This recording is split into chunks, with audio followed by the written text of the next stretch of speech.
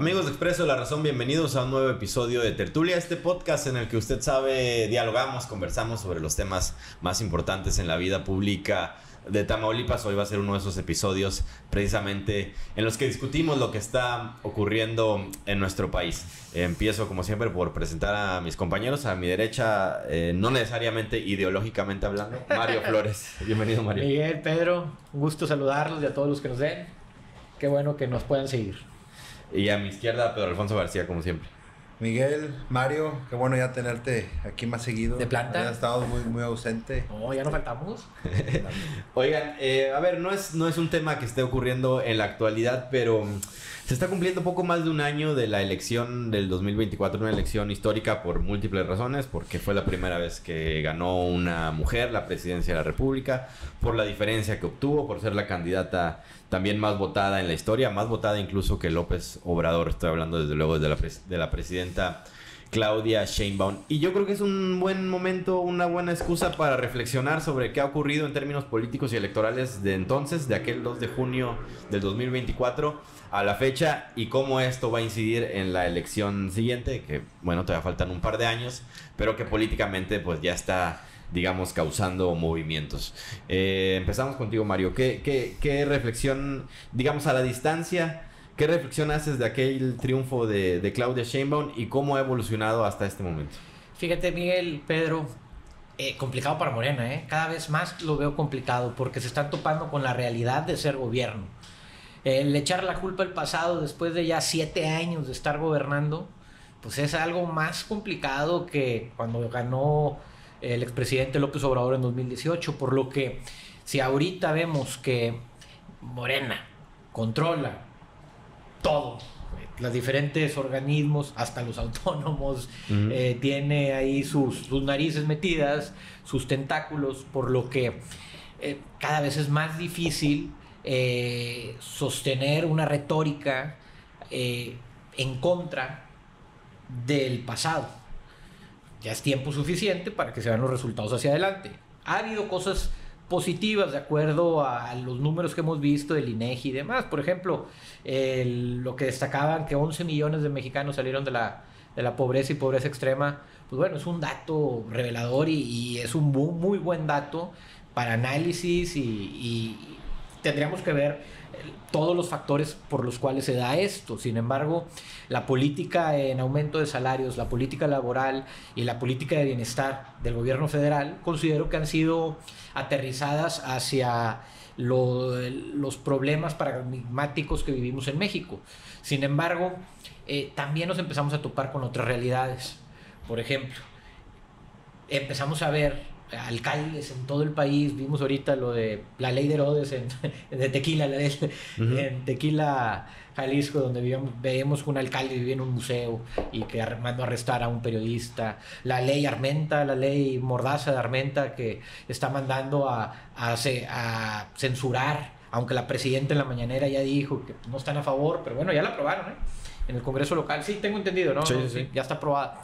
El ciberacoso y todo eso que está pasando en Puebla.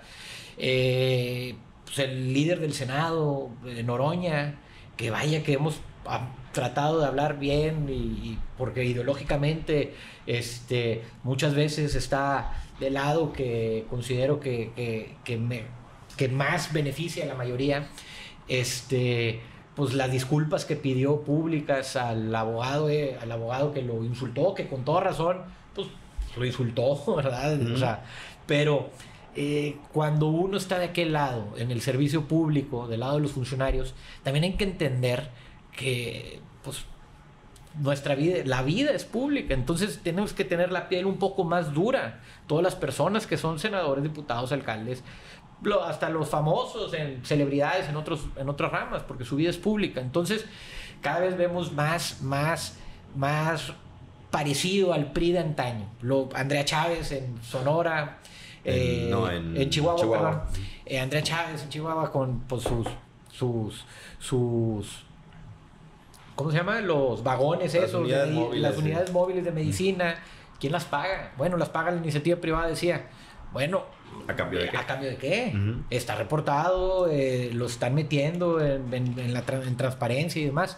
Son muchos temas que se empiezan ya a acumularle a la oposición. La política exterior, ahorita nos metemos un poquito a hablar del posicionamiento de México en la política exterior. Sin embargo, cada vez es más difícil voltear al pasado sin juzgar al presente actual de Morena. Pero a ver, a pesar de eso, y lo pongo sobre la mesa, pues los índices de popularidad de la presidenta no bajan, al contrario, se mantienen muy estables, y no es que incluso han subido. ¿Cuál es tu reflexión sobre lo que comenta Mario y sobre esto de la popularidad presidencial, Pedro? Yo veo, quisiera hablarlo por temáticas. A ver, en el aspecto político veo a una presidenta, Claudia Sheinbaum, muy firme en su convicción de que la plataforma política en general en México sea a beneficio y de una mayor apertura para que las mujeres ocupen más espacios, más de los que ya se ha logrado avanzar. Pero a la vez arrastra, no lo quisiera decir de manera de lastre porque es la misma inercia de una transición de poder, pero arrastra con las fuerzas de López Obrador, dominadas principalmente por hombres, y veo un afán por cuestión de política de rebeldía con la presidenta, y veo a la presidenta tratando de avanzar en el tema de una mayor apertura a las mujeres, por lo mismo de que es necesario y es urgente en el país una depuración política, y qué mejor depuración política se puede hacer en el país que mediante mujeres, para abrir otro tipo de perspectivas en la vida política del país. En el aspecto económico, veo a las oligarquías de antaño, a los grupos de origen priista, las cámaras empresariales también de antaño, que son muy cercanas, por ejemplo, al Partido de Acción Nacional.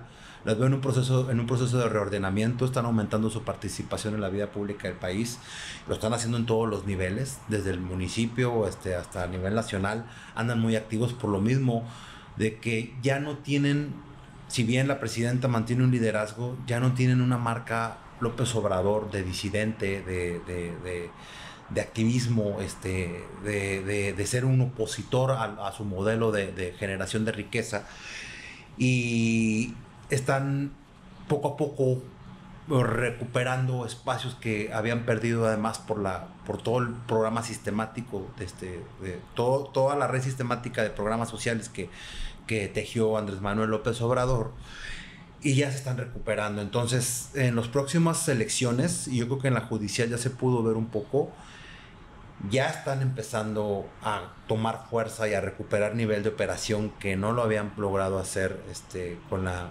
4T. Y en el caso de gobernabilidad, pues son problemas muy similares que ha venido arrastrando el país, el problema de inseguridad.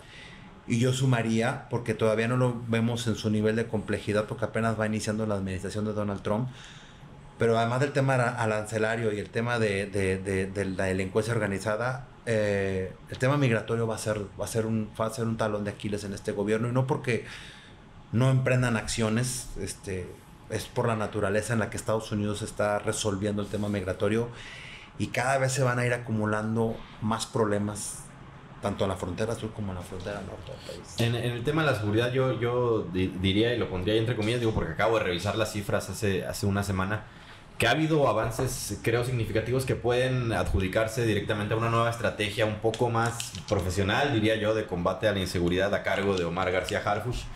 Las cifras ahí están, se han reducido los homicidios dolosos, entendiendo desde luego que es una tarea inacabada y que ha habido situaciones muy graves de alto impacto que opacan de alguna manera estas cifras, pero bueno, hay que decirlo. A ver, me gustaría ir a lo político o incluso electoral.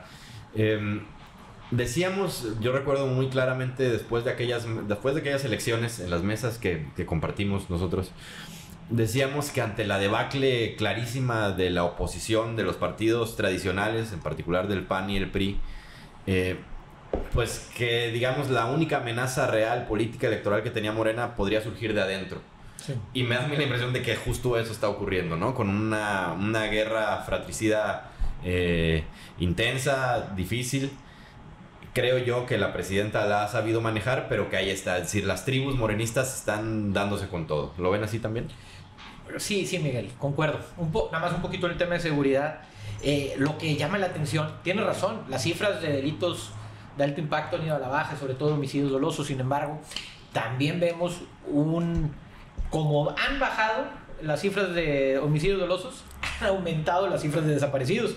Entonces ahí es donde habría que revisar la metodología, qué está pasando, porque ahí se contrarrestan y ahí quedan más o menos al mismo nivel. Sin embargo, tiene razón, en cuanto a homicidios dolosos, las cifras reportadas según el Secretariado Ejecutivo de Seguridad Pública Nacional han ido considerablemente a la baja. Bueno, metiéndonos un poquito al tema político, evidentemente, al estar un partido en el poder tan fuerte como es Morena, y las pugnas están siendo internas, los que quedan como gente capataces del expresidente Andrés Manuel López Obrador, la gente que gobernó en la Ciudad de México con la presidenta Claudia, algunos otros grupos como pues, Marcelo Ebrard y su gente, y pues bueno, todas estas personas cuando compitieron para la presidencia de la República, pues obviamente hubo consensos y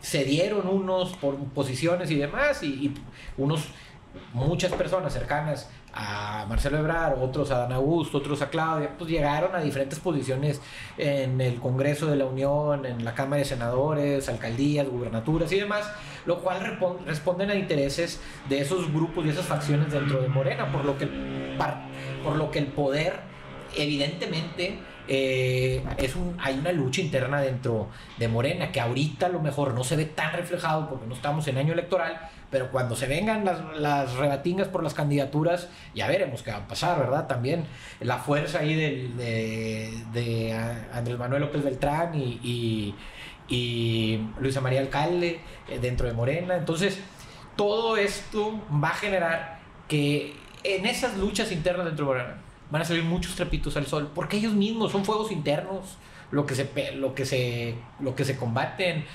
Vemos aquí en Tamaulipas quiénes le están pegando a los alcaldes o al mismo gobernador o a las mismas dependencias, entre los mismos morenistas de diferentes facciones. No nada más aquí en Tamaulipas, sino en todo el país sucede eso.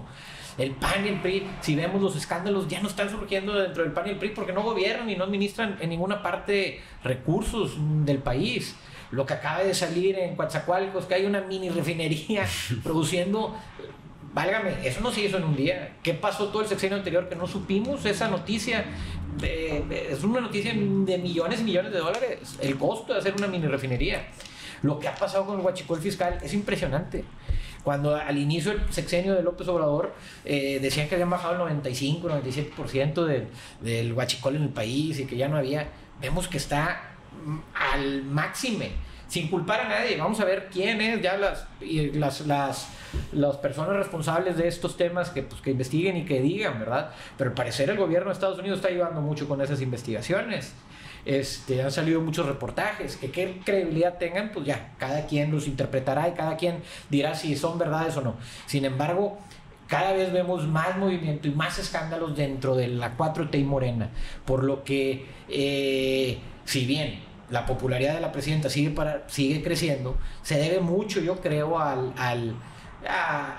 nacionalismo que hay en México, al patriotismo que hay en México, de la defensa de la soberanía nacional ante los embates del presidente de Estados Unidos, de Donald Trump, y las redadas que ha hecho en Estados Unidos con nuestros hermanos migrantes que viven en aquel país vecino del norte.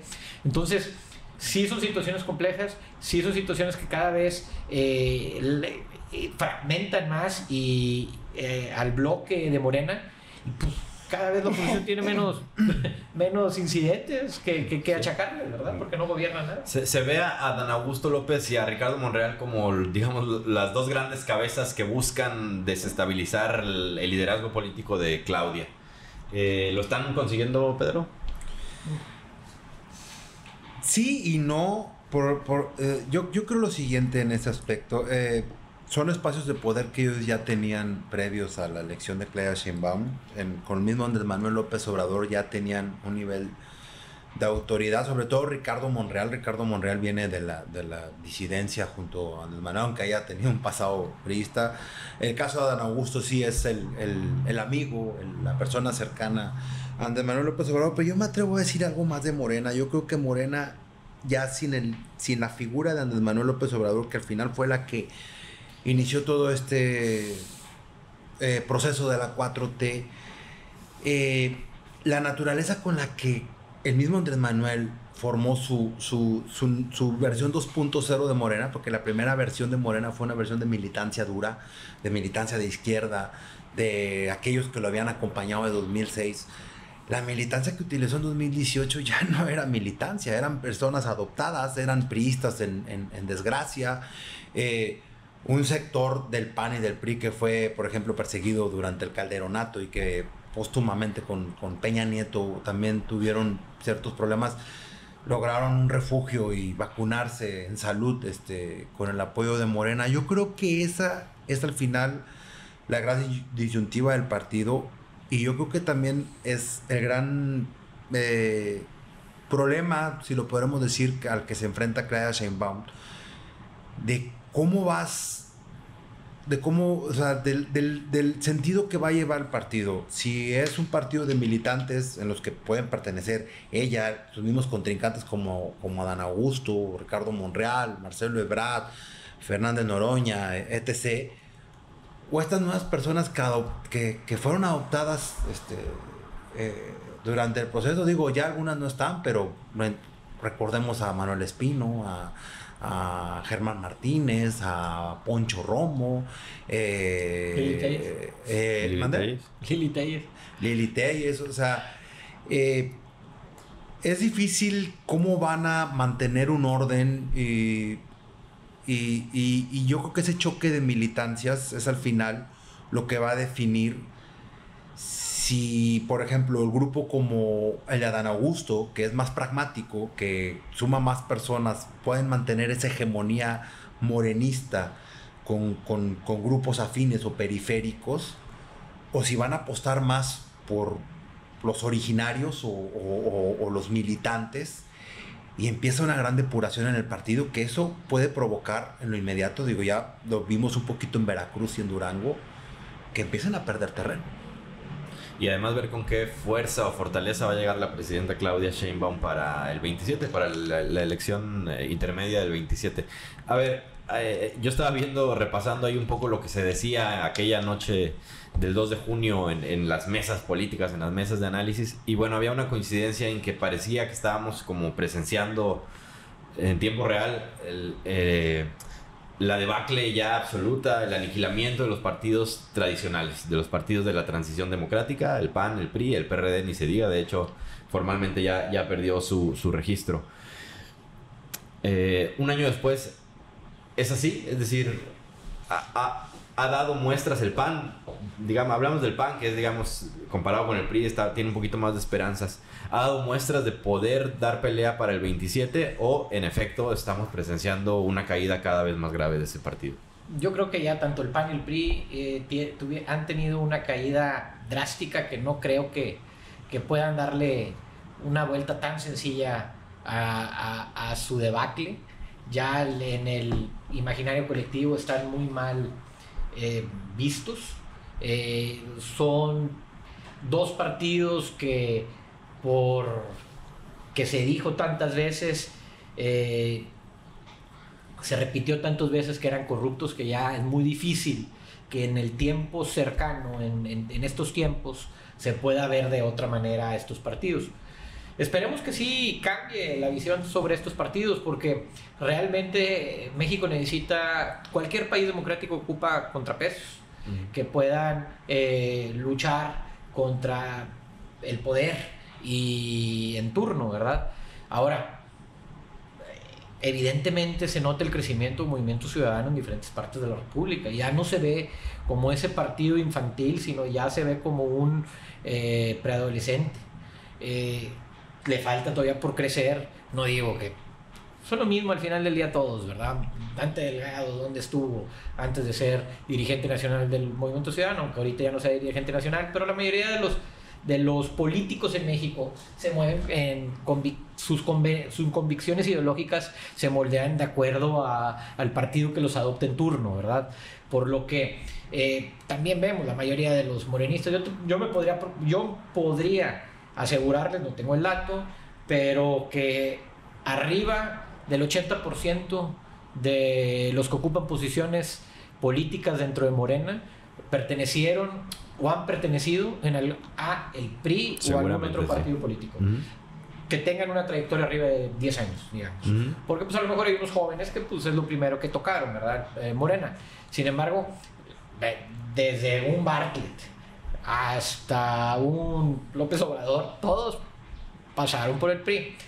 Han ido cambiando de partidos. Ricardo Monreal hasta fue dirigente nacional de un partido.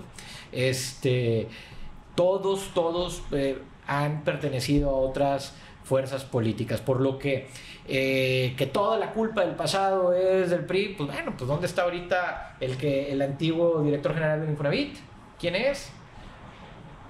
¿Dónde está el que era el sexenio pasado, el de CFE? ¿Quién era? El que tumbó la elección del 88. Entonces, todas estas personas han transitado y han militado en todos los partidos. Realmente, la ideología en turno de acuerdo al partido que lo adopta. ¿Tú cómo ves a la oposición, Pedro?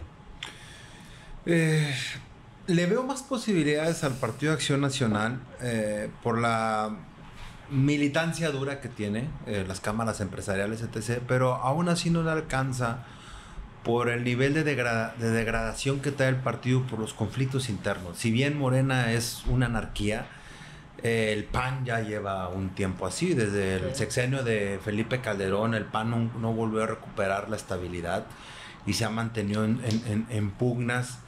Y curiosamente, la estabilidad que mantuvo durante un tiempo fue con aquella alianza que hizo en su momento Cabeza de Vaca con algunos gobernadores similares, porque no solamente eran panistas, algunos eran de corrientes similares. Pero desde entonces ya no hubo. Terminaron peleados entre ellos, por cierto, cuando empezaron todos las fricciones con el gobierno de Andrés Manuel López Obrador. Cada quien aprovechó la coyuntura que se le fue presentando. Por ejemplo, mientras Cabeza de Vaca estaba totalmente friccionado con el presidente, el gobernador de Querétaro tenía una luna de miel, por ejemplo, con Andrés Manuel López Obrador. Yo veo difícil una reorganización en los partidos. El PRI yo lo veo prácticamente extinto, el PRD también. Movimiento Ciudadano, yo creo que puede aplicar la misma oportunidad que yo le veo al PAN. Yo al PAN, por ejemplo, al Movimiento Ciudadano le veo organización, al PAN no, pero ambos comparten algo similar, que es la emergencia de las figuras. El PAN tal vez ahorita no tiene una figura clara, pero en estos años tal vez puede crecer alguien. Y tal vez a esa persona, si tiene la suficiente capital, las suficientes credenciales políticas para ser considerado, pues lo pueden tomar aunque no sea militante. Lo mismo considero con Movimiento Ciudadano. Movimiento Ciudadano desde su inicio ha tratado de sumar a sus filas a figuras que son de la sociedad pero que no tienen alguna afiliación política. Y justo para allá iba, la posibilidad de un outsider, ¿lo ven? Alguien que no venga de la política, que no venga de la vida pública y que se inserte ya sea como candidato ciudadano o como representante de una gran alianza. Yo sí creo. Actualmente no está la figura todavía, pero falta que se concrete de una manera.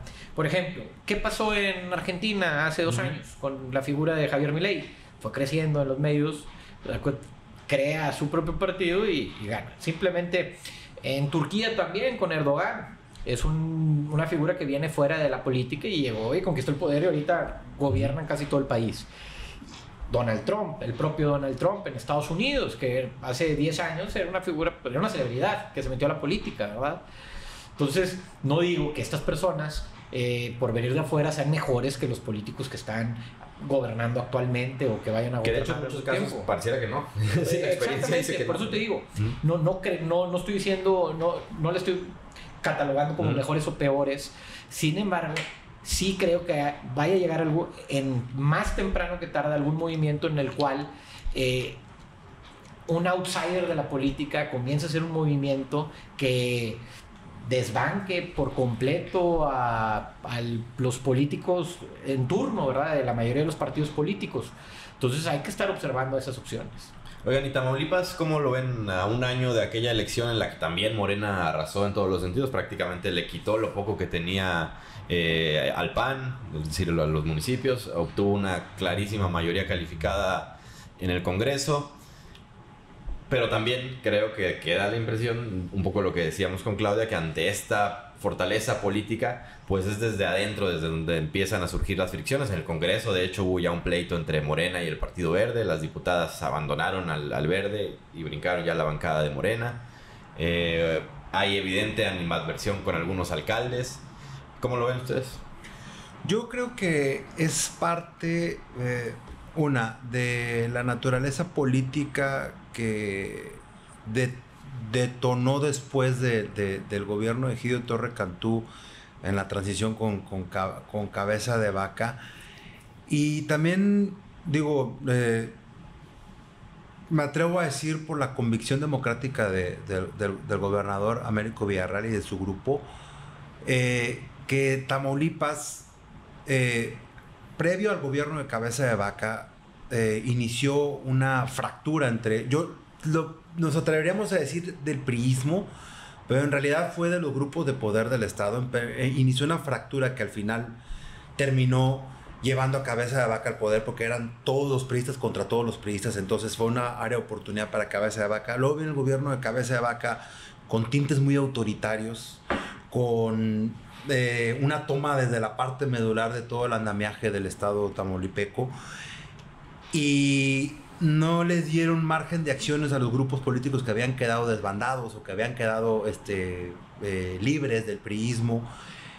Con la llegada de la 4T, con la llegada de Morena y con la llegada del gobernador, del doctor Américo Villarreal, cae este autoritarismo, aunque lo trató de dejar legalmente Cabeza de Vaca, y esas divisiones perduraron. Porque eran divisiones. La naturaleza de Tamaulipas es territorial. Somos un estado muy confederado al final. Cada ciudad tiene su propia identidad, cada ciudad tiene su propia distribución de población. Existen nichos distintos como el de Reynosa o el de Tampico, que son muy definitorios en cuanto a la distribución de población. Pero al final no comparten similitudes en la cuestión política. Yo creo que eso ha propiciado que se dé lo que actualmente muchas personas consideran que existe muchas fricciones entre los grupos morenistas, pero al final yo creo que es parte de la peculiaridad y de los intereses regionales de cada parte. Y yo me atrevería a decirlo, yo digo, esto es una opinión muy personal, que si el gobernador tomara alguna acción, como muchos quieren decirlo, de liderazgo, de muestra de poder, etc., yo creo que sería un exceso que volvería a atentar en contra de la democracia de Tamaulipas. ¿Tú cómo lo ves, Mario? Pues mira, Tamaulipas es un estado que tiene 5 ciudades o regiones torales, ¿verdad? El sur no se identifica en nada con el centro no se identifica nada con el norte y el sur no se identifican entre sí. Y también en el norte, en cada parte, a lo mejor Reynosa y Matamoros se identifican un poquito más, pero ya con Nuevo Laredo pues, se creen más nuevoleoneses que tamaulipecos. Entonces, al no tener esa identidad del estatal, cada región, como dice Pedro, como ahorita dijo él, jala por su propio rumbo, ¿verdad? Tenemos cacicazgos y liderazgos en diferentes partes del estado que emanan de diferentes grupos, aunque sean del mismo partido político. Entonces difícilmente veo que se pueda conjuntar una Morena de una sola facción en Tamaulipas. Y a eso súmenle también el desgaste natural que da el ejercicio del poder, ¿no? Sobre todo a nivel municipal, es decir, los alcaldes van a tener que competir por refrendar lo que han hecho en sus municipios, lo cual no será fácil, habrá que ver. Y también lo que decíamos la mesa pasada, en el anterior episodio, pues a ver a la hora de la distribución de las candidaturas cómo se van a poner de acuerdo entre todos estos grupos regionales que se están disputando el poder. Vamos a dejar ahí un poco el tema político electoral y me gustaría ir a un tema de la agenda global, Mario, en la cual tú eres experto. Me gustaría que nos ayudaras qué está pasando en el mundo, porque pues diera la impresión de que estamos viviendo una época también muy definitoria en muchos sentidos. Pues mira, Miguel, a mi manera de ver las cosas se están reorganizando la hegemonía en el poder en este siglo XXI. Se está, si bien las dos primeras guerras mundiales, el siglo anterior, marcaron el rumbo de la segunda parte del siglo anterior, del siglo XX, en este siglo XXI vemos que ante la caída, o todavía no caída, pero la pérdida de liderazgo a nivel mundial del bloque hegemónico mundial, que es el G7 y Estados Unidos encabezándolo, al no estar las cosas tan claras en el mundo, vemos que otros actores empiezan a levantar también las manos, ¿verdad? Siguiendo la lógica de lo que ha estado ocurriendo, las dos grandes guerras que vivimos en la actualidad, Rusia, Ucrania, Israel e Irán, que están elevando las tensiones a nivel mundial. El día de ayer, la OTAN le pidió a todos sus países que subieran 5% de presupuesto en defensa militar de su Producto Interno Bruto del Producto Interno Bruto de cada país, a lo cual España con Pedro Sánchez se negó. La mayoría de los países de la OTAN dijeron que sí iban a subir 5% por defensa contra una posible expansión de Rusia hacia Occidente.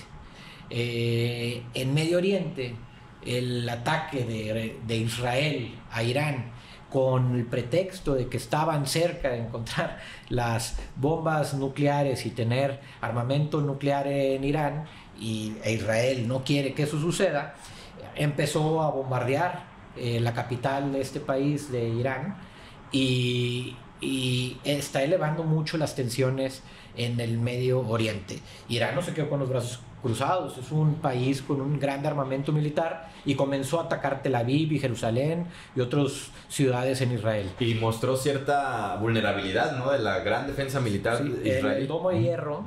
De hecho, chequé las acciones de todas estas de las empresas que son las responsables de la creación del domo de hierro, y entre ayer y hoy han caído 5% el valor bursátil dentro de las bolsas en el mundo.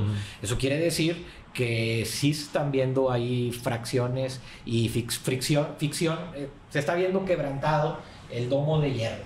Israel está solicitando a Estados Unidos que intervenga. Trump salió antier a decir que se van a tomar 2 semanas para tomar la decisión si entran o no la guerra. Al parecer todo está armado. Estaban las negociaciones del conflicto del desarme nuclear de Irán, lo cual Estados Unidos se levanta de la mesa un día antes. Habían pedido 60 días de negociación. Cuando llegó el día 61, Estados Unidos se levanta de la mesa, Israel bombardea. Irán contesta con igual o mayor temeridad que lo hizo Israel, y han estado ya 10 días en conflicto bélico estas dos grandes potencias. A su vez, Rusia dijo que Irán no les ha pedido ayuda, pero que están dispuestos a ayudar a Irán, y Pakistán, que tiene armas nucleares, ya dijo que si le llega a caer una bomba nuclear a Irán, ellos van a responder y respaldar a su país vecino, ¿verdad? Miren, lo que yo considero después de hacer este análisis es que Irán es clave en la nueva ruta de la seda para los BRICS. Gran parte es el cuarto productor de crudo del mundo. Irán produce más de 4 millones de barriles de crudo al día. Para ponerlo en contraste, México es un gran país productor de crudo y produce 1.7, 1.6, 1.8 millones de barriles diarios. Estamos hablando que Irán produce en 2 o 3 veces en un orden superior que México. Es un país con 90 y tantos millones de ciudadanos.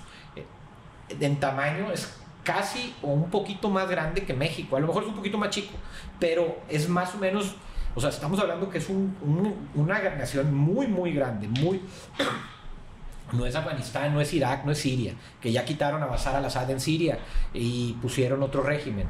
Entonces, la defensa, disculpen porque me estoy extendiendo, pero estoy haciendo un poco de preámbulo. La defensa de los argumentos iraníes es por qué Israel puede tener bombas nucleares, que dicen que tienen entre 100 y 500 bombas nucleares, y por qué ellos no. Imagínense que en un barrio solo una casa esté con armas y todas las casas de al lado quieren que no haya. Pues obviamente, si alguien se arma, pues todos se van a querer armar para defensa propia, y todos van a tratar de proteger sus propios intereses. Y todos van a ver una amenaza en el exterior. Entonces, la lógica que Israel tiene para atacar y defenderse de Irán es contrafáctica a si lo pones desde la perspectiva de enfrente. Y ahorita, si quieren, sigo comentando para que hablen ustedes. ¿Tú cómo ves toda la agenda global? A ver, mi impresión, es decir, sumándolo un poco a todo esto que dices, Mario, es que este gran conflicto internacional se da además en un momento en el que los liderazgos mundiales pues lucen débiles, ¿no? Particularmente en el caso de Estados Unidos, por ejemplo, un Trump que pareciera un presidente muy inestable en muchos sentidos. Estados Unidos, no me atrevo a decir que es una guerra, pero ya está sumergido en un conflicto civil. Estados Unidos está sumergido en un conflicto civil que es parte de su naturaleza de origen, porque al ser un país de inmigrantes, la hegemonía poblacional al final la va ganando el grupo inmigrante que va predominando. Y en Estados Unidos la comunidad hispana ha aumentado demasiado. Hay una China que también ha aumentado mucho. Es un país que está perdiendo la hegemonía caucásica de blancos, aunque muchos estados de Estados Unidos siguen siendo de gran hegemonía blanca, por ejemplo Nebraska, Carolina del Norte, etc. O sea, hay muchos estados de Estados Unidos que siguen siendo hegemónicamente blancos, pero hay un grupo latino que ya va no solamente dominando poblacionalmente, sino que también van controlando el sector productivo. ¿Y cómo se aterriza esto en el caso de Asia? Pues el modelo que implementó Estados Unidos a finales de los 80, principios de los 90, parte de la década de los 2000, fue la de establecer nichos de prosperidad en diversas partes del mundo. Si no lo hacía mediante el desarrollo económico, lo realizaba mediante, decirlo de una u otra forma, mediante conflictos bélicos. Lo que inició en el final de la década de los 80 como una manera de debilitar a la Unión Soviética, fue algo que después a ellos se les revirtió. Fortaleció a los grupos regionales de Asia, por eso vimos tantos grupos terroristas que estuvieron prevaleciendo desde las finales de los 90, principios de los 2000, que al final empezaron a tomar hegemonía propia, empezaron a tomar fortaleza en sectores productivos, y por ende empezaron a desplazar a esos grupos afines que Estados Unidos llegó a establecer ahí en esos momentos. Y es lo que estamos viendo actualmente en Asia, que es muy similar a lo que pasó en su momento en África. Si, por ejemplo, tú ves el mapa africano, pues lo trazaron con cuadrículas. Sí. No, ellos no vieron qué grupos étnicos estaban ahí adentro, no vieron cuáles eran las actividades económicas que había adentro. Ellos solamente trazaron los cuadros de los países, y por eso vimos tantas atrocidades a lo largo de la historia. Es lo mismo que está pasando en Medio Oriente. Muchos países fueron delimitados después de la era postsoviética, y es lo que ha propiciado todos estos conflictos bélicos. Y ahora lo sumamos de que ya son grupos consolidados, empiezan a desplazar a Estados Unidos. A ver, ¿qué está pasando, por ejemplo, con China? Todo el proceso industrial Estados Unidos se lo llevó a China, y en un momento China empezó a superarlo en capacidad de innovación, de mayor producción tecnológica, del dominio de las patentes, etc. Y por eso vemos un Asia muy convulso, porque, como lo acaba de mencionar Mario, es parte de una ruta comercial sumamente importante para todo el mundo. Y estos grupos que han ido ganando en minería, en agrícola, en industria, etc., lo que tú quieras mencionar, pues están disputando el territorio. Definitivamente, o sea, el reordenamiento mundial se da porque pues, la caída del imperio anglo y occidente se está viendo amenazada porque pues se ve debilidades y por eso alguien ataca para buscar hegemonía. Yo creo que nos dirigimos hacia un mundo multipolar que se va a medir en base a regiones económicas. El BRICS, ya también esta semana ya no vieron los prototipos de la moneda BRICS. No. Ya lanzaron los prototipos de la nueva moneda BRICS. Se está desdolarizando el mundo y es la base de la economía. Es como se mantiene y como financia Estados Unidos los gobiernos en todo el mundo a través de USAID. Es como financia todos estos grupos a nivel mundial. Lo que amenaza su hegemonía le llaman terrorismo.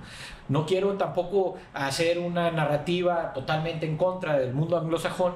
Sin embargo, entendamos que es una guerra de quién controla el poder a nivel mundial, ¿verdad? China ha sido muy inteligente todos estos años porque llega a los diferentes países en África, en Medio Oriente, en el sur global. Y no a través de la dominación como lo hace Estados Unidos, que checan su presupuesto antes de que se aprueben los congresos de cada país, con el FMI, con el Fondo Monetario Internacional, de acuerdo a los intereses del capital. China lo que llega y dice, voy a dar $10,000 millones para hacerte puentes, para hacerte carreteras, para hacerte ferrocarriles, para ponerte bases eléctricas y demás. Entonces llega con inversión, llega con trabajo, llega con dinero a todas estas naciones independientemente del régimen.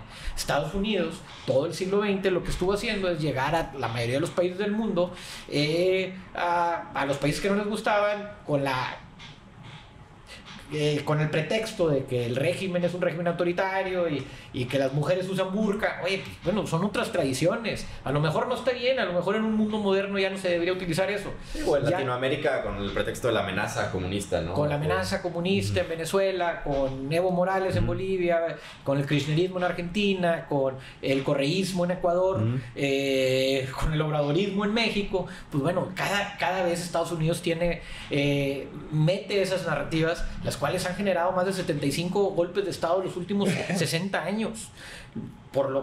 A contraparte, pues Irán ha iniciado 0 guerras.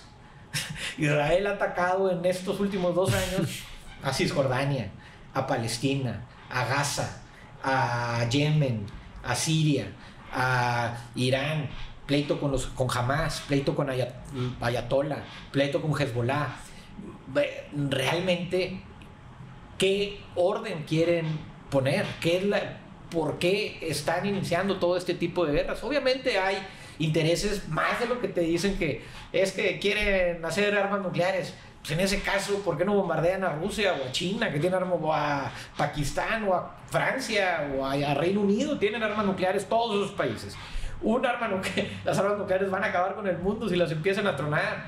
Por eso nadie se atreve ahorita a detonar una bomba nuclear. Sin embargo, las tensiones en Medio Oriente, en África, con lo que está pasando con Traoré, en Burkina Faso, que están expulsando a las neocolonias francesas y holandesas y belgas, y del Reino Unido y las americanas, todas las revueltas, la guerra civil que a lo mejor va a suceder en Estados Unidos. El sábado pasado vimos cómo se llenó de manifestaciones por todas las grandes ciudades en Estados Unidos, que ahí, como hay una gran cantidad de inmigrantes de primera y segunda generación de otros países, que no son de los blancos, de los que hablaba Pedro, que ya tienen 3, 4 generaciones, porque también vienen de Reino Unido y de Alemania y de otras partes. Simplemente el presidente, el canciller de Estado de Alemania, cuando se reunió con Trump la semana pasada, le llevó el acta de nacimiento de su abuelo, que es alemán. Es un país fundado por inmigrantes, pero pues, les gustan unos inmigrantes y otros no. Los israelitas ahorita que se sienten que es el pueblo de Israel y hay que defenderse.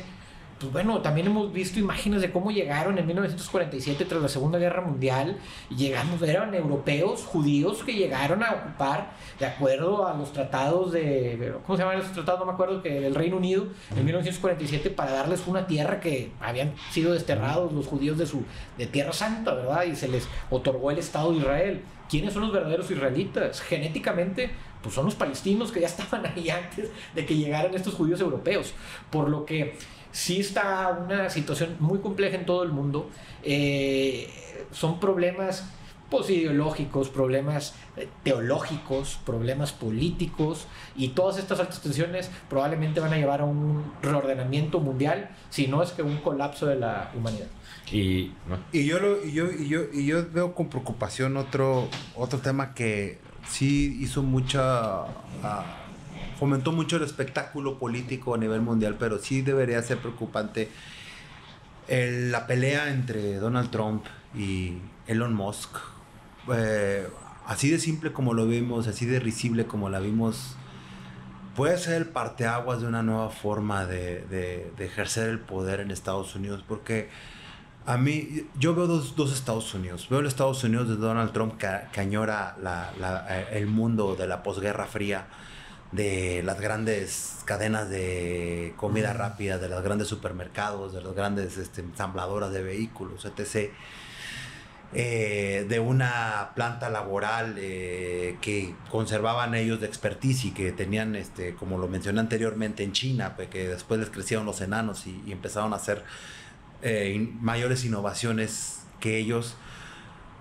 Pero Elon Musk es la punta de la lanza actualmente en muchas cosas de la innovación, desde las energías limpias, la carrera espacial, podremos decirlo, el abanderado de la carrera espacial en Estados Unidos, de la segunda carrera espacial. Y la concentración de capitales que mantiene Elon Musk, incluso con su pelea con Donald Trump, sería pertinente supervisarla, porque los alcances de una figura como la de Elon Musk la podemos ver en otros empresarios estadounidenses, pero él es la forma más clara de lo que puede pasar, principalmente por el tema de que Elon Musk inicia como el brazo derecho de Donald Trump. Ya lo empiezas a contemplar a una persona con esos niveles de riqueza y esos niveles de poder para puestos del gobierno. Terminaron mal, pero ya tuvo acceso a todo el aparato de gobierno Elon Musk. Hay mucha información. Mucha información. En la primera pelea que tuvo con Donald Trump, amenazó con destruirlo, que eso bajó un poco de tono a la pelea. Pero los alcances transnacionales que pueden tener... A ver, vemos un Elon Musk, pero también hay un Bill Gates que tiene apostado todo en China. China, que actualmente es el enemigo comercial de Estados Unidos, o al menos así lo quiere vender el discurso de Donald Trump, y su Estados Unidos que cada vez va desapareciendo más. Todo ese Estados Unidos que él representa, que lo llegamos a ver hace unas décadas en la televisión, entonces ya desapareció. Y Elon Musk es la nueva forma. Ahora veamos, Elon Musk, ¿qué manifestaciones políticas hizo póstumo a la victoria de Donald Trump? Haciendo un saludo muy peculiar que no puedo mencionar por el tema de restricciones de redes sociales, pero además con una historia, digo, desde el sector privado, pero con una historia muy parecida a un personaje de allá de la mitad del siglo XX que era extranjero en su país. El pintor austriaco. El pintor austriaco que llegó a un país que dijo que él era el país todopoderoso. Él es un sudafricano que viene de una familia de orígenes muy cuestionables, de una etapa muy fea de la historia de Sudáfrica, del apartheid. Yo considero que es algo muy peligroso para la vida institucional de Estados Unidos, y vamos a ver más de ese tema. Por cierto, muy cerca de México, Elon Musk en muchos sentidos, incluso geográficamente, ¿no? Con el SpaceX, pues aquí apenas cruzando la frontera, también hay que decirlo. Creo que empieza a cuestionarse ya esto que se veía como que la cercanía de SpaceX con México. Creo que ya es momento de empezar a preguntarse qué tan bueno es, ¿no? Un clúster en el estado más disidente de Estados Unidos. Exacto. ¿Lo quieren demandar? Sí, por el tema de la basura espacial que está llegando a las costas tamaulipecas. En fin, bueno, muchos temas para seguir platicando, seguramente será en el próximo episodio. Muchas gracias, compañeros. Gracias. Miguel, Pedro, un gustazo siempre con ustedes y a todos los que nos sintonizan. Sí, y gracias a ustedes. Como siempre, nos vemos en la próxima.